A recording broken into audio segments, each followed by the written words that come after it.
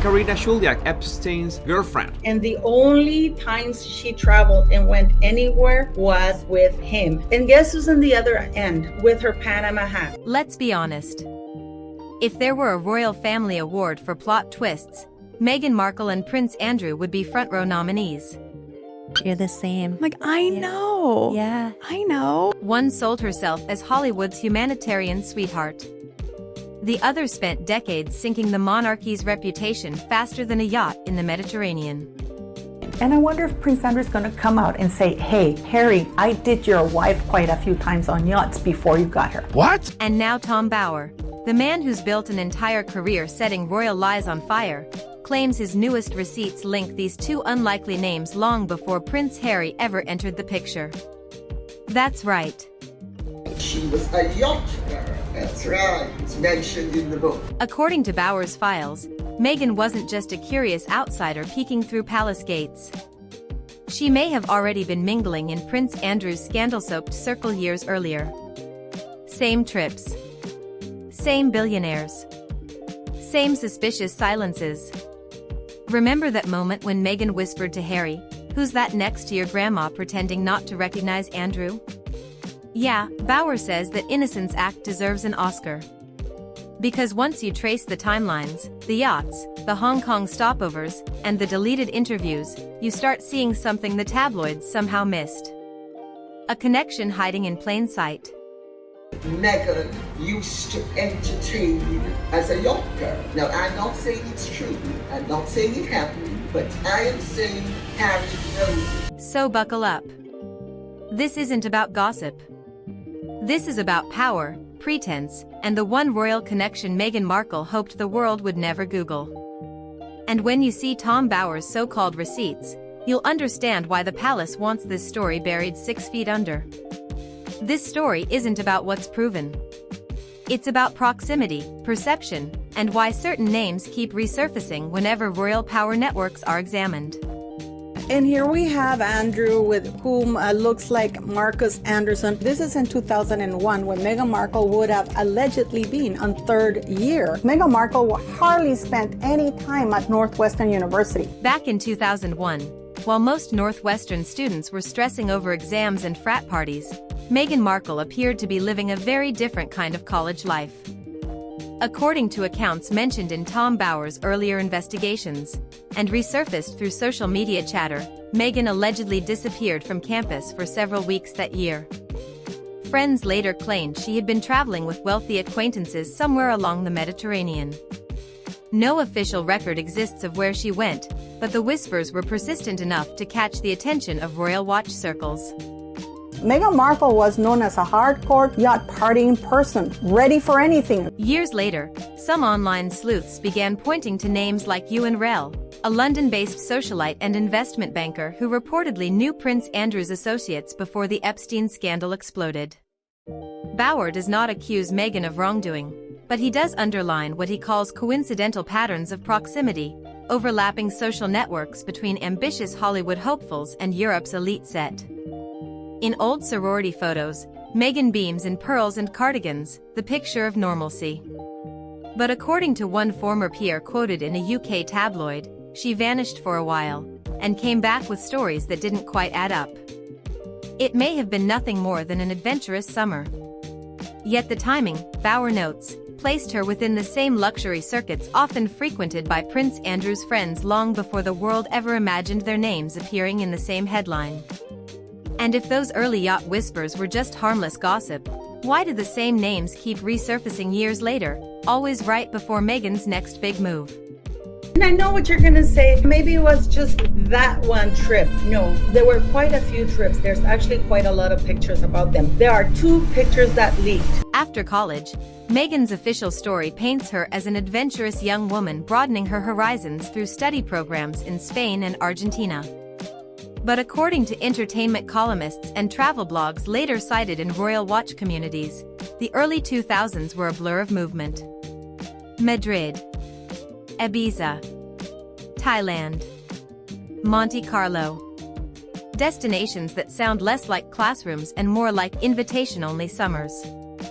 Friends quoted anonymously in lifestyle pieces recall lavish villa gatherings and friends of friends from European high society, figures who seemed oddly well-connected for a 20-something actress still searching for her big break. Tom Bower refers to this era as the ghost years, gaps in the public timeline where Meghan appeared briefly, then disappeared again. No verified photos link her directly to royalty or scandal. But several tabloid retrospectives have noted that some of the same billionaires later associated with Prince Andrew's social scene were hosting events during the exact months Meghan was said to be abroad. Whether that's pure coincidence or selective memory depends on who you ask. What I discovered was, of course, that she was hunting for a man in England from 2013, and she wanted wealth and she wanted fame, and she targeted. There's no doubt she targeted Harry. Tom Bower leaves much open to interpretation. Public narratives also recall Meghan Markle's growing interest in the UK press. One British journalist later claimed she asked detailed questions about how royal stories worked, long before Suits' fame. Others noted her admiration for British fashion circles, the kind that blur entertainment and aristocracy. To supporters, it was ambition. To skeptics, calculated curiosity. Either way, those European ghost years built a bridge, subtle but real, between Hollywood's rising hopeful and Britain's most exclusive drawing rooms. And as the next chapter shows, that bridge would soon lead to a surprising city and an even more surprising royal overlap. By 2012, Meghan Markle's career was finally gaining traction, a recurring role on Suits, a handful of magazine features, and her first taste of international promotion. According to Entertainment Press archives and resurfaced blogs from that year, she was invited to Hong Kong for a brief appearance tied to a fashion event and publicity tour. On paper, it looked like a standard influencer trip. But here's where the story twists. As Tom Bower and other royal commentators later noted, Prince Andrew happened to be in Hong Kong that same week, representing Britain on a trade and investment mission. There's no proof they met, no photo, no joint appearance. Still, Bower's analysis focuses on what he calls a peculiar overlap. Flight logs confirm Andrew's presence, while later deleted social media posts showed Meghan tagging luxury venues known for hosting VIP receptions. In my opinion, in my analysis, and my experience of decades, this kind of analysis for me is the real deal. If a photo such as this of Meghan Markle with Prince Andrew years ago surfaces, that will be quite a scandal. One archived interview clip, pulled from an entertainment channel and later removed, featured Meghan casually mentioning a British royal nearby, without specifying who. Public speculation quickly filled in the blank. Local journalists later recalled seeing both entourages at the same hotel chain, though none could confirm an interaction. To some, it was coincidence. To others, a convergence of timelines too tidy to ignore.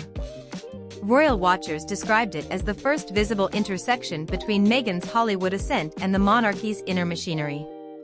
And if Hong Kong was merely coincidence, it foreshadowed what was coming next. Because the names, venues, and patterns were about to repeat, this time much closer to the royal doorstep. If Hollywood is a web of connections, Soho House is the spider at its center. And according to multiple lifestyle magazines and Tom Bower's commentary, Meghan Markle was firmly within its orbit. Between 2014 and 2016, reports describe her frequenting Soho House locations from Toronto to Istanbul, often alongside fashion insiders and film producers with royal-adjacent reputations. One 2015 social column allegedly placed Meghan at an Istanbul gathering hosted by Ron Burkle, a billionaire later cited by the press as a longtime acquaintance of Prince Andrew. Prince Andrew told, in your book, you talk about how Prince Andrew told Prince Harry his marriage to Meghan Markle would not last more than a month and accused him of being bonkers for not doing his due diligence into her past. There's nothing defamatory about it. That was the one point where people were sort of cheering him on. Exactly. Photos from that night surfaced years later, showing Meghan posing with Eddie Redmayne and a cluster of British elites. None linked her to anyone controversial. Still, those same images quietly vanished from several online archives within months of her royal engagement announcement. Bower's research notes that many of Meghan's later key relationships, stylists, PR teams, even mutual friends of Prince Harry, can be traced back to this Soho House network. To some analysts, it represents ambition and smart networking. To others, a glimpse of how calculated image building begins behind closed doors. And while those velvet-curtained parties may have looked glamorous, sources suggest they were filled with conversations, introductions, and alliances that would soon redefine Meghan's entire royal trajectory. In early 2017, long before royal wedding bells echoed worldwide, Meghan Markle attended a destination wedding in Montego Bay, Jamaica. Officially, she was there as Prince Harry's guest, celebrating one of his close friends. But several tabloid reports and travel leaks raised eyebrows. Meghan's flight arrangements didn't match Harry's. While Harry reportedly flew commercial, British media sources claimed Meghan arrived via a private jet allegedly connected to Ron Burkle, the same billionaire linked to Soho House and royal acquaintances. Guest lists that weekend included familiar names from both Meghan's Hollywood circle and Prince Andrew's extended network. Sarah Ferguson attended Tom Inskip's wedding in Jamaica in 2017. Meghan Markle was flown in private plane, allegedly belonging to Ron Burkle. Harry flew economy plus from the United Kingdom to Jamaica. And Fergie, Eugenie, and allegedly Andrew were at that wedding. Multiple outlets confirmed that Princess Eugenie, Sarah Ferguson, and Prince Andrew were all present at nearby events during the same period. Yet despite dozens of public photos from the wedding, none showed Meghan and Andrew together, an absence some online forums later called strategic. In Oprah Winfrey's now famous interview, Sarah Ferguson denied ever meeting Meghan before Harry, though commentators noted timelines suggesting earlier overlap. To some, Jamaica was a romantic getaway. To others, it marked the quiet crossing of separate royal storylines. And if those missing photos were coincidence, they were timed with near-perfect precision. By the time Meghan's engagement to Prince Harry became global news, media coverage shifted almost overnight. According to analysts cited in The Telegraph and royal biographers like Tom Bower, early stories hinting at her pre-royal social network began vanishing from online archives. Blog posts disappeared. Image credits changed. Interviews redirected to page not found. Some journalists privately suggested media management teams were streamlining her narrative, a polite phrase often used when reputations collide with royal protocol. Bower and others noted this wasn't unique to Meghan. The royal press office has long traded stories, suppressing one scandal to shield another. In Meghan's case, the goal was reportedly to avoid comparisons with the already toxic headlines surrounding Prince Andrew. The royal family protecting Meghan, whether she wants to admit it or not. Is the royals actually protecting Prince Andrew potentially? Because they're so afraid if they blow up these Meghan Markle bullying allegations that it will inspire other people who worked under Andrew to come out and be like, well, wait until you hear about what I had to deal with. Exactly. Yeah, no, I mean, the Legion and complaints about him, he doesn't seem to treat staff in the same way as they're not really proper people. It was cleaner, safer, to present Meghan Markle as a newcomer untouched by royal controversy. Social media observers compiled before and after examples showing how tone and phrasing softened after 2017. Nothing illegal. Just perception management, a masterclass in image control. To supporters, it was smart PR. To critics, a coordinated eraser. When Tom Bower hinted that his upcoming book contained receipts others refused to print, royal watchers knew the next chapter wouldn't be quiet. His 2022 biography, Revenge, confirmed it. Bower described his research as a collection of open secrets and verified overlaps gathered from dozens of insiders. He never alleged wrongdoing, but his notes, quickly labeled the Bower receipts, highlighted repeated coincidences linking Meghan's early travels to social figures once associated with Prince Andrew's world. According to media summaries, Bower's files included overlapping guest lists, identical charity events, and recurring names across international gatherings from the early 2000s to 2015. Not proof, just circumstantial alignment. Readers ran with it, reconstructing timelines using flight data, press clippings, and red carpet appearances. Critics accused Bower of fueling speculation. Supporters praised him for documenting what mainstream outlets ignored. He wasn't exposing, he was connecting dots others pretended not to see.